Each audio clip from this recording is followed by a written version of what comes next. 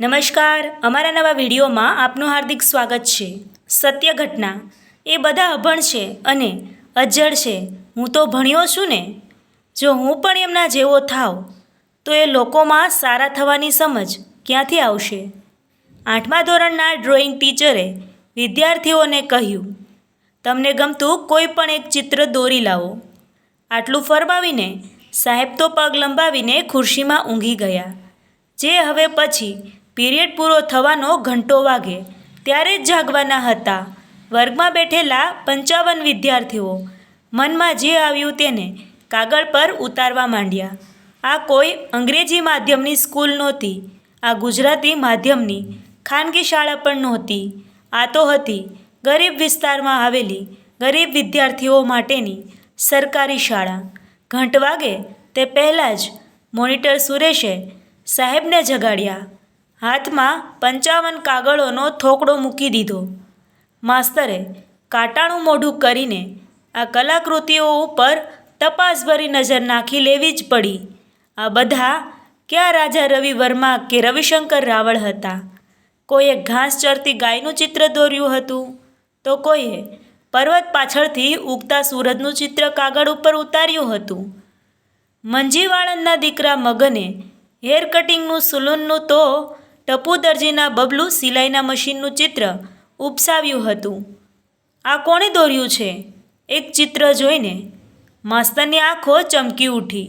પછી નીચે લખાયેલું નામ વાંચ્યું. રમેશ, ઊભો થા, અહીં આવ. રામજી મંદિરના પૂજારી રામશંકરનો દીકરો રમેશ માસ્તર પાસે આવ્યો. આ તે દોર્યું છે? દર્દીને તપાસતા ડૉક્ટરનું ચિત્ર? આવી કલ્પના તને કેવી રીતે સૂઝી? માસ્તરે પૂછ્યું. સાહેબ, આ ચિત્ર નથી, પણ મારું સ્વપ્ન છે. મોટા થઈને મારે ડૉક્ટર બનવું છે. આટલું બોલતામાં તો 13 વર્ષના રમેશની આંખમાં સપનાનું મેઘધનુષ ખીલી નીકળ્યું. રમેશનો જવાબ સાંભળીને બાકીના 54 વિદ્યાર્થીઓ હસી પડ્યા. આખો વર્ગખંડ ખખડી ઉઠે એટલું હસ્યા. માસ્તરથી પણ સહેજ તો મલકી જવાયું.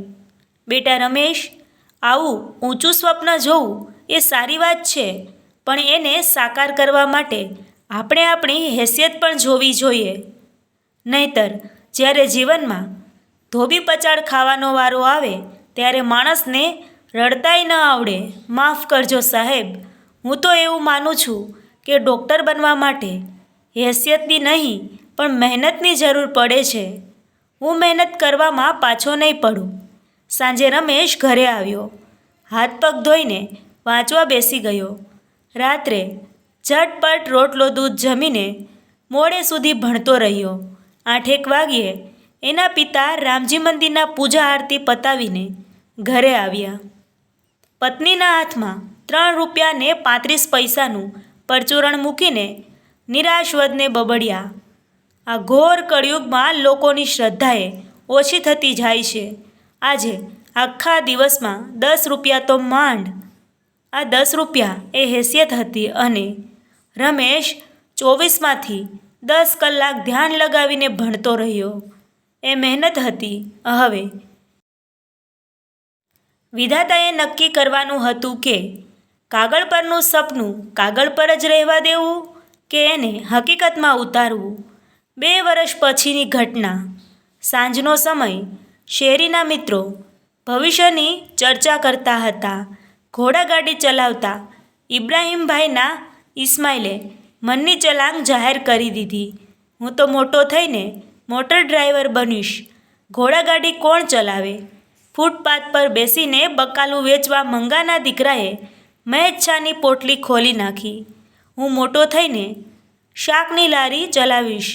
પાથરણું લઈને બેસતા મને તો શરમ આવે. અડધા કલાકની ચર્ચામાં છેલ્લો વારો રમેશનો આવ્યો. હું ડૉક્ટર બનવા ઈચ્છું છું, એણે કહ્યું. એ સાથે જ શેરી આખી હસી પડી. કોકે ટોણો માર્યો. એવી ઈચ્છા રાખતા પહેલાં એ તો જોવું હતું કે તારા બાપ શું કરે છે. એ રાત્રે રામશંકર પૂજારીએ રડતા દીકરાને છાનો રાખ્યો. બેટા, હિંમત ન હારીશ.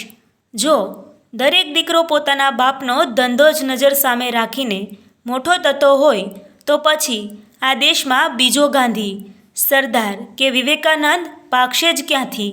તારે ડૉક્ટર જ બનવું છે ને? તો તું બનીશ જ. મહેનત તું પણ કર, હું પણ કરીશ. રમેશ તનતોડ મહેનતમાં જોડાઈ ગયો.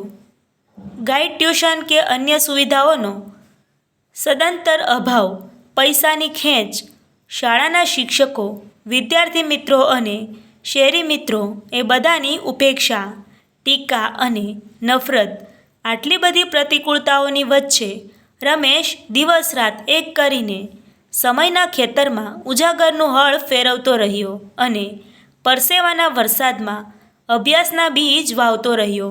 બેટા, મારે તને કંઈક કહેવું છે. એકવાર એની માએ ઢીલા અવાજમાં રમેશ આગળ મનની મૂંઝવણ રજૂ કરી. તારા બાપુ તને કહી શકતા નથી, માટે એમણે મને આ કામ સોંપ્યું છે. રમેશ સ્તબ્ધ થઈને સાંભળી રહ્યો. માં કહેતી હતી, ગયા મહિનાનું વીજળીનું બિલ દર વખતના કરતાં બમણું આવ્યું છે.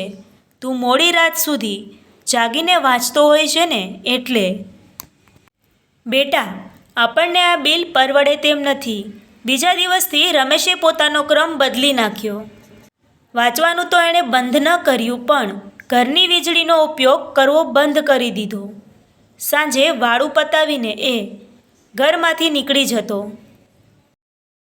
ઢગલો એક પુસ્તક થેલીમાં ભરીને શેરીની ફૂટપાથ પર બેસી જતો. સ્ટ્રીટ લાઇટના અજવાળામાં પોણી રાત સુધી એ વાંચ્યા કરતો. પાડોશીઓથી આટલું પણ સહન ન થયું. એ થાંભલા પાસે બેસીને એ વાંચતો હતો. એની પાસેના મકાનમાં રહેતા જીવાભાઈએ સમી સાંજથી જ ત્યાં પાણી ઢોળવાનું શરૂ કરી દીધું. જીવા કાકા, અહીં પાણી ન ઢોળો ને, મારે અહીં બેસીને વાંચવું હોય છે. રમેશ કરગરે તો સામે જીવાભાઈનો જવાબ મળે, બીજે જઈને વાંચ. આ ઉનાળાની ગરમીમાં ઘરની બહાર પાણી છાંટવાથી આખી રાત ઠંડક રહે છે. બીજો થાંભલો, બીજો દિવસ, બીજી ઠંડક, આમ કરતાં રમેશ છેક બીજી શેરી સુધી ધકેલાતો ગયો, પણ આખરે એનું જનૂન રંગ લાવીને જ રહ્યું.